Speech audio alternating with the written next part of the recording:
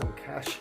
So I have been not around for a while, but that's also because I've been working for a luxury retail store, and I've been really lucky to actually have these wines that I've tasted, which some of you might have seen already on Instagram, and I am now going to go through the review.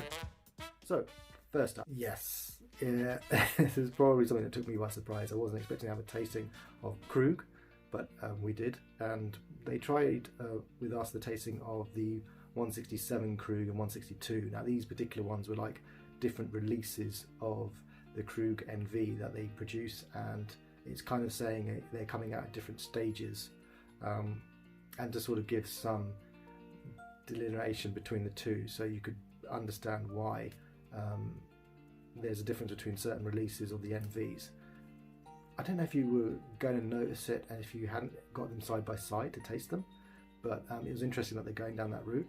But some of the other ones, which were the vintage ones, like the 2004, and even I was lucky enough, even with the 1988 Krug, that was sublime. I mean, you've got to think of it as hardly any primary fruit flavours kind of coming through, and a lot more sort of autolysis and more toasty and biscuity notes pushing there.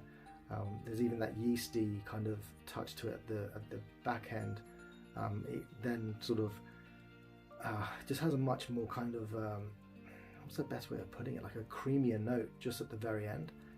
It's not just kind of say in the sense of like buttery, it's just a creamier note at the end, and yeah, it was really wonderful. It's it just allows it to kind of linger on for a really long time afterwards. But it was like I don't know how the best way of putting it is, like almost an apple pie, but without that kind of without the actual apples, but that kind of the creamy part of it that you get from it. It's kind of that in some ways.